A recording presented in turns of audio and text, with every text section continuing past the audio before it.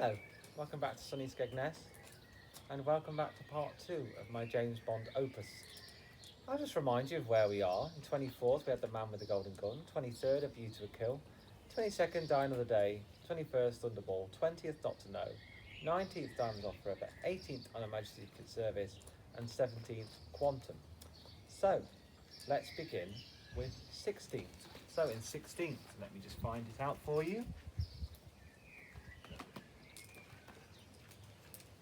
We have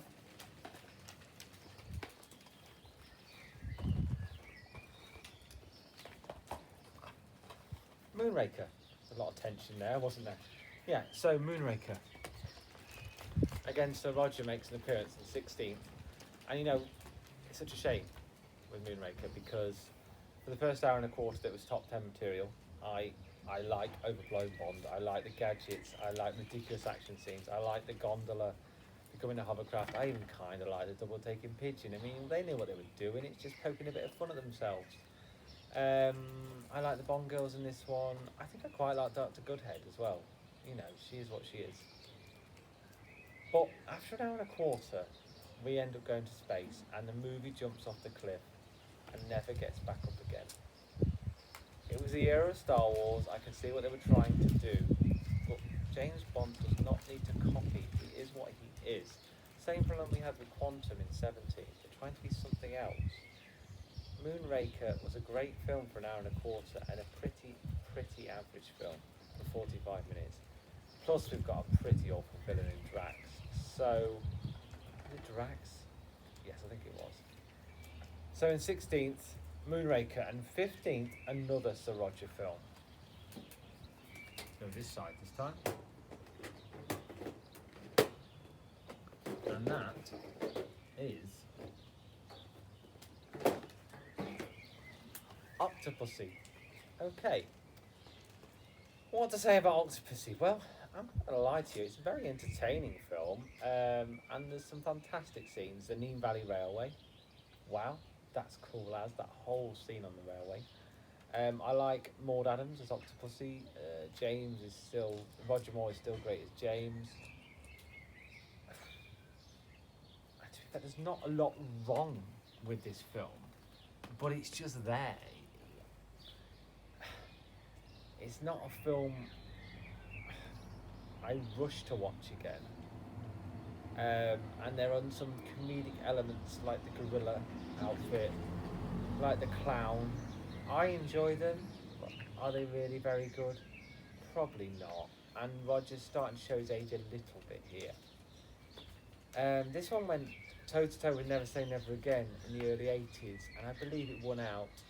And it is okay. It's an okay James Bond film. I think Roger Moore is very good in it, but it's just okay. And it's 15th. Okay, so now we go to 14th. 14th. Surprising myself with this one because I thought this one would be higher. So in 14th is Pierce Brosnan's The World Is Not Enough. Now, Pierce was my Bond. Being a 90s kid, he was my Bond. But this one isn't one of his best. It's better than Die Another Day. What isn't?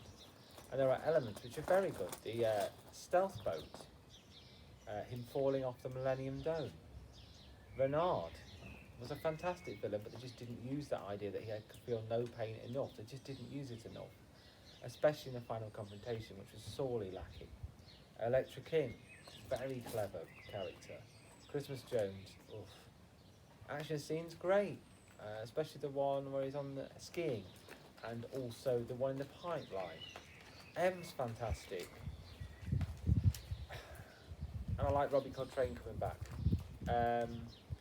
As you can see, I'm there and there with this.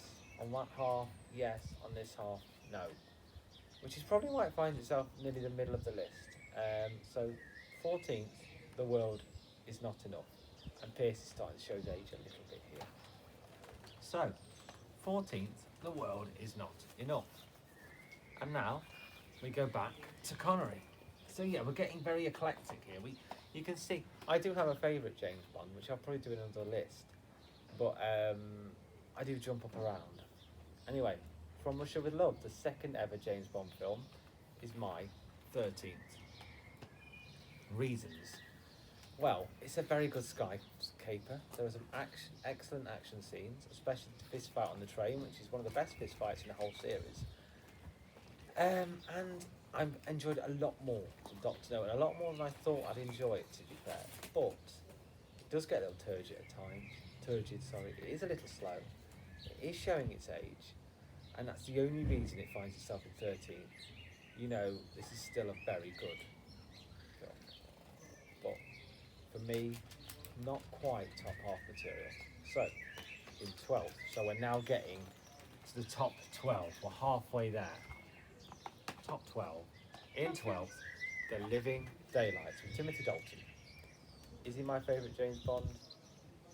That's not just a sun I'm winking. There was a suggestion that this film was written for Roger, but played by Timothy, and I think that shows in parts. You know, he's trying a bit too hard to be still the softer James while having this calculated spy figure that Timothy Dalton wants to play. I like the plot here with them trying to kill all the spies. The action scenes were great. Aston Martin was well used. The cello down the ski slope was cool.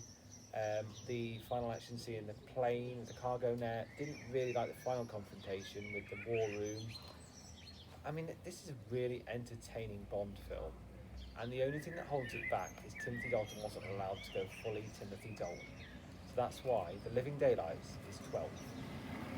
So, on to 11. So which film has just missed out on the top 10?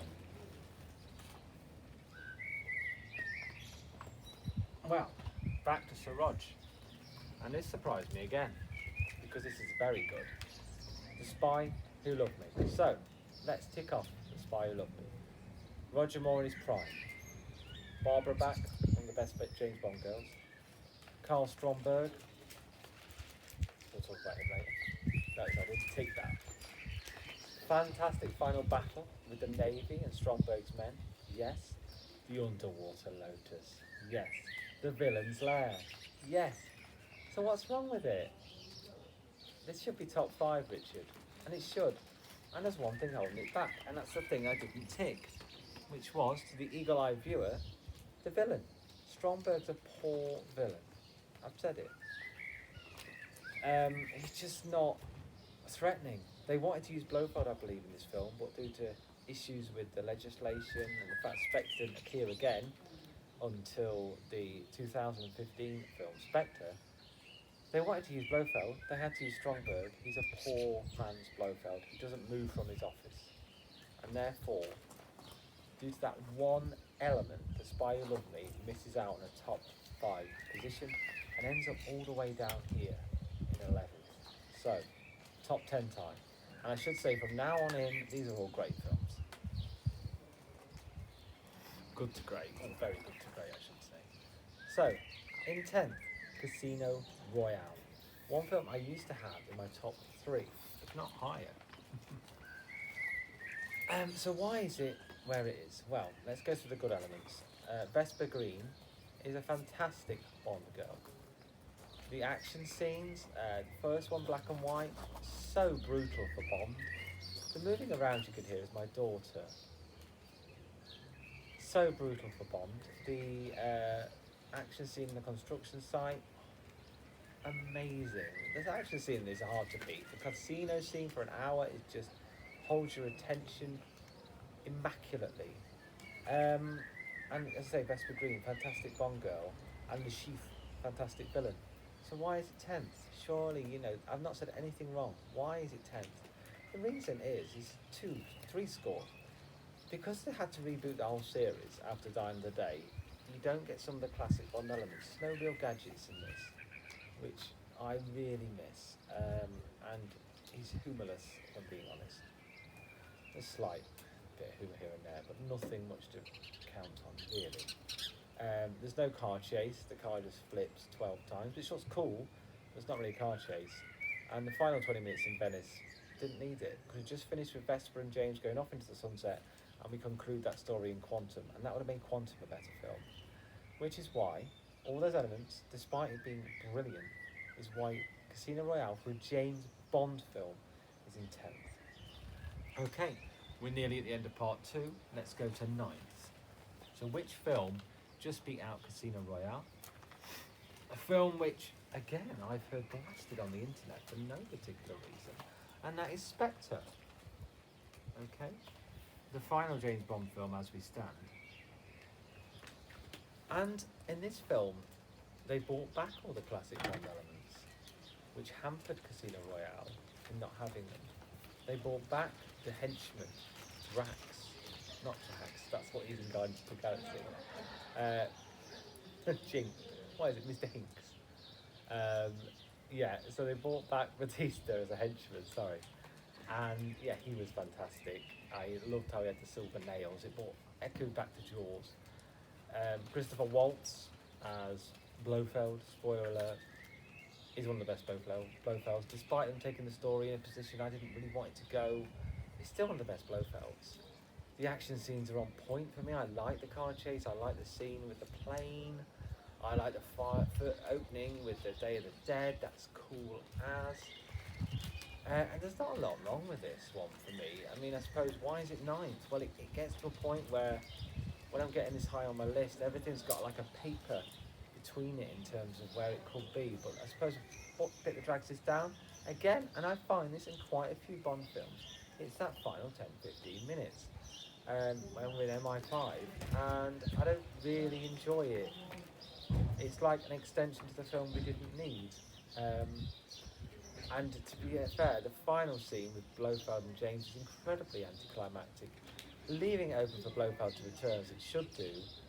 But no, I didn't really enjoy that final 10-15 minutes. And that's the only reason it's 9th, because that you do remember the last bit of the film, don't you? That kind of judges how you view the whole film. And therefore, in 9th is Spectre. And that's the end of part 2. So, if we run down, quick recap, unless my daughter's paused it, have you? No, I haven't. You see, it's very much on the fly. So if we go back from 24th all the way through to 9th. So, The Man with the Golden Gun, A View to a Kill, Die Another Day, Thunderball, Doctor No, Diamonds Are Forever, On Her Majesty's Secret Service, Quantum, Moonraker, Octopussy, The World Is Not Enough, From Russia with Love, Living Daylights, The Spy Who Loved Me, Casino Royale, and in 9th, Spectre, which leaves us with 8 films left. And I will see you very soon with those top 8.